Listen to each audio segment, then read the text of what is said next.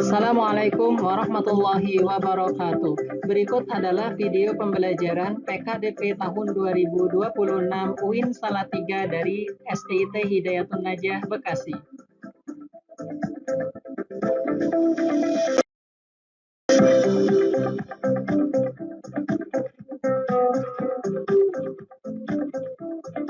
Ya, alhamdulillah pada pertemuan pagi hari ini kita masih diberikan kesehatan oleh Allah Subhanahu wa taala.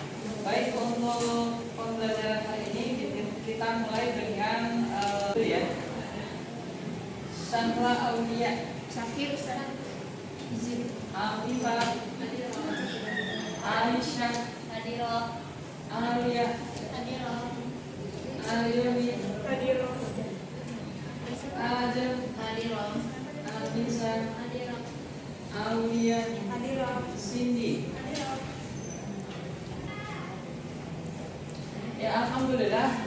Pertemuan lalu kita membahas tentang pendekatan terkait dengan kontekstual teaching learning. Masih ingat terkait dengan CTL? Ada yang bisa menyampaikan definisinya? Silakan. Pembelajaran yang berbasis kehidupan sehari-hari yang konkret, yang nyata, konteksnya. Ya, betul. Jadi pembelajaran yang berkaitan dengan kontekstual sehari-hari. Jadi mengkaitkan dengan kehidupan Sehari-hari. Nah, kemudian untuk hari ini yang akan kita bahas yaitu berkaitan dengan media alat peraga pada pembelajaran matematika. Nah, di sini untuk media alat peraga di sini ada beberapa yang terkait dengan capaian pembelajaran. Nah, yang pertama adalah mahasiswa mampu memahami konsep alat peraga dalam pembelajaran matematika. Jadi alat peraga yang kita gunakan itu bisa kita pahami dan nanti bisa kita rancang ya. Nah, kemudian yang kedua, mahasiswa mampu mengidentifikasi jenis fungsi dari alat tersebut. Nah, mampu menganalisis fungsi dan manfaat alat peraga. Jadi alat peraga itu fungsinya untuk apa? Misalkan ya, ketika kita mengajarkan kepada siswa kelas SD, otomatis mereka kalau kita ajarkan terkait dengan jaring-jaring, bangun ruang ataupun di sini berapa lusuk, jumlah lusuk dan seterusnya, maka ketika mereka tidak melihat ini, maka mereka akan kesulitan. Dan ketika mereka melihat media ini adalah alat peraga berkaitan dengan bangun ruang. Namanya adalah kubus. Nah, kubus itu memiliki berapa lusuk? Ini kan lusuk nih. Ada berapa? 12. Nah, kalau mereka tidak menghitung secara kontekstual ataupun secara nyata, maka mereka akan kesulitan. Maka dari itu kita perlu alat peraga untuk memudahkan konkret. Sehingga untuk perkembangan konkretnya masih secara bertahap, ya, dari konkret sampai dengan ke abstrak. Nah, seperti itu ya. Nah, saat SD materi matematika apa yang paling sulit dipahami menurut kalian? Pecahan ya. Ya, masing-masing. Nah, kemudian jika nanti kita menjadi guru SD dan siswa kesulitan dalam memahami materi yang kita sampaikan, maka apa yang akan kita lakukan? Menggunakan metode pembelajaran yang variatif, betul. Ada lagi? Menggunakan media, termasuk yang sedang kita bahas, yaitu alat peraga. Nah, makanya kita menggunakan alat peraga untuk memudahkan siswa dalam memahami konsep matematika.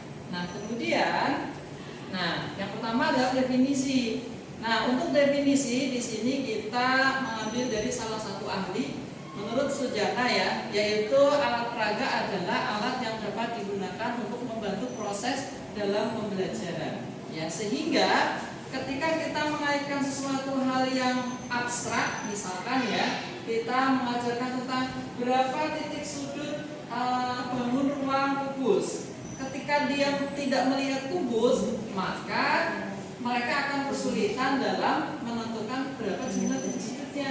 Tetapi kalau kita kasih lihat ini, pasti mereka lebih cepat memahami materi tersebut. Ada berapa titik sudutnya? 8. Ada 8. Nah, seperti itu ya. Nah, kemudian alat peraga itu lebih nyata dalam proses pembelajaran, ya. Jadi artinya lebih nyata itu benarnya ada untuk membantu kita dalam proses pembelajaran. Nah, untuk secara umumnya matematika adalah segala benda konkret. Kenapa konkret? Karena wujudnya ada nyata, ya, yang digunakan untuk membantu siswa memahami konsep atau pemahaman pada matematika. Nah, kemudian tujuan dan fungsinya ya. Yang pertama adalah mempermudah pemahaman konsep. Jelas untuk mempermudah supaya siswa lebih mudah dalam memahami materi ya. Nah, kemudian meningkatkan motivasi dan minat belajar. Motivasi itu apa? Kemauan, semangat, ya, keinginan yang dimiliki oleh siswa dalam pembelajaran. Jadi atau prestasi siswa. Nah, kemudian menciptakan pembelajaran yang bermakna. Bermakna dalam kurikulum Merdeka itu namanya apa? Meaningful, betul. Bermakna, berarti. Mean itu kan berarti. Nah, kemudian menciptakan pembelajaran yang menyenangkan. Kalau di kurikulum Merdeka itu ada yang namanya apa di sini menyenangkan? Enjoy. Jadi nah, fungsinya adalah konkretisasi, artinya adalah di sini membuat konsep yang abstrak menjadi konkret sehingga mudah dipahami oleh siswa. Nah, yang kedua adalah fungsi motivasi karena bisa meningkatkan motivasi belajar, ya. Kemudian fungsi interaktif. Jadi seperti kita ketahui ya, interaktif itu adalah apa? Dua arah, betul. Pembelajaran dua arah. Nah, ketika kita melakukan pembelajaran berkelompok dengan menggunakan alat peraga, mereka mencoba masing-masing sehingga pembelajarannya menjadi lebih menyenangkan, ya. Ada interaksinya di situ. Nah, itu ya. Kalau nggak menyenangkan. Nah, sekarang refleksi untuk hari ini yaitu masing-masing kelompok silakan perwakilan 2 orang untuk mempresentasikan hasil. Silakan. Kelompok 1 dulu ya, Ustaz. Waalaikumsalam warahmatullahi wabarakatuh. Jadi ini alat peraga ini bernama tangga satuan panjang.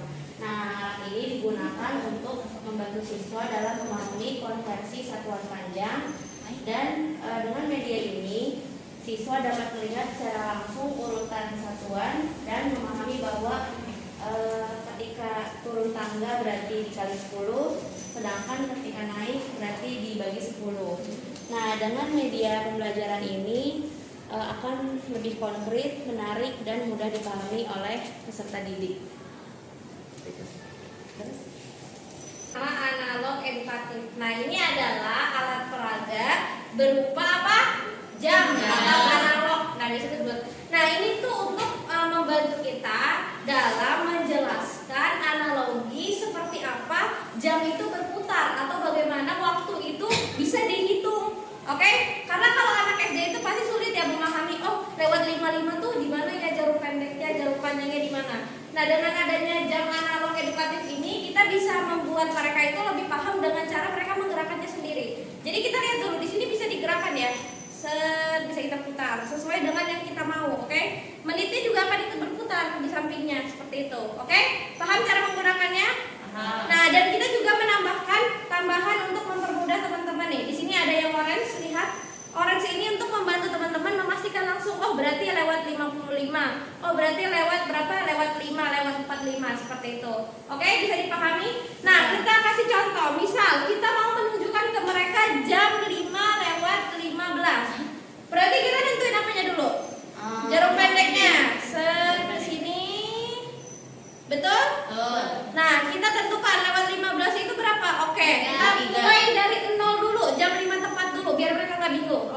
5 tepat. Habis itu lewat 15, berarti 1 loncatan itu 5, 2 loncatan 10, 2 loncatan lagi berarti 15. Berarti berapa kali? 3 kali. 1, 2, 3. Kelompok 3 membuat papan pecahan. Papan pecahan dasar di sini, fungsi dari papan pecahan dasar ini untuk membantu anak-anak sekolah dasar untuk lebih mudah memahami pecahan-pecahan dasar, begitu. Nah, adapun di sini kita akan mencontohkan atau mempraktekkan cara penggunaannya.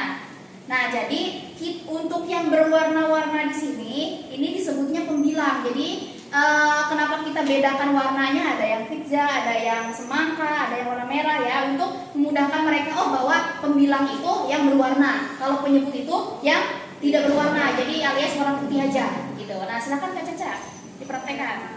Ini contohnya ya, di sini kan dibagi menjadi berapa bagian nih? Jadi 4 bagian ya.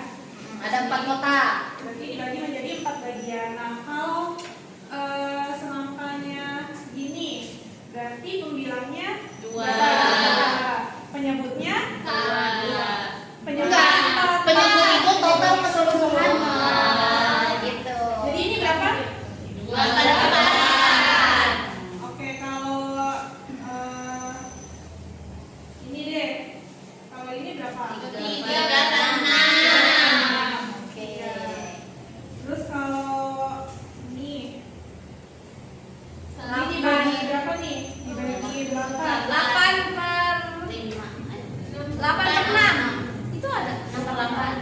Pembilangnya berapa? 8. Pembilangnya 6. 6. Pembilangnya 6. Penyebutnya Penyebutnya 8. 8. 6 per 8. Iya, gitu. Jadi Terakhir kelompok terakhir. Assalamualaikum warahmatullahi wabarakatuh. Waalaikumsalam warahmatullahi wabarakatuh. Nah, nama alat ini adalah alat peraga satuan berat. Nah, fungsinya itu untuk membantu menjelaskan materi pada satuan berat dan mempermudah siswa untuk memahami ya antar satuan berat. Nah, di sini itu ada tangga dari kilogram sampai ke miligram. Nah, kalau misalnya tangganya turun dikali 10 dan kalau tangganya naik itu dibagi 10. Contohnya misal kita punya 5.000 kilogram, terus dia turun ke gram, berarti turunnya berapa? 1, 2, 3. Kalau turun tadi Kali. berarti jadinya 5 juta. 5 juta. 5.000 kilogram Ah. turun ke gram 5.000 kan? Iya 5 juta. Atas presentasi dari masing-masing alat peraga, berikutnya kita ke kesimpulan ya. Nah, kesimpulan di sini ada 3 ya. Yang pertama, alat peraga matematika adalah semua benda konkret atau bendanya nyata, karena bisa dilihat oleh siswa. Kalau tidak bisa dilihat oleh siswa berarti bukan konkret dan tidak bisa disebut sebagai alat peraga. Nah, kemudian penggunaan alat peraga dapat meningkatkan motivasi, aktivitas pembelajaran, kemudian sampai dengan hasil dan prestasi belajar. Kemudian yang terakhir, guru dituntut untuk kreatif. Ini PR buat kita. Jangan kita malas membuat alat peraga untuk menjelaskan kepada siswa. Kalau ada guru yang sedang membuat alat peraga, misalkan kita bisa manfaatkan atau kita membuat sendiri dari awal. Kemudian di sekolah misalkan ada lab sekolah untuk alat peraga, itu lebih baik. Baik, untuk hari ini sudah kita cukupkan sampai di sini. Ada pertanyaan? Insyaallah tidak ya. Baik, saya ucapkan terima kasih. Jazakumullahu khairan. Kita tutup dengan doa kafaratul majelis.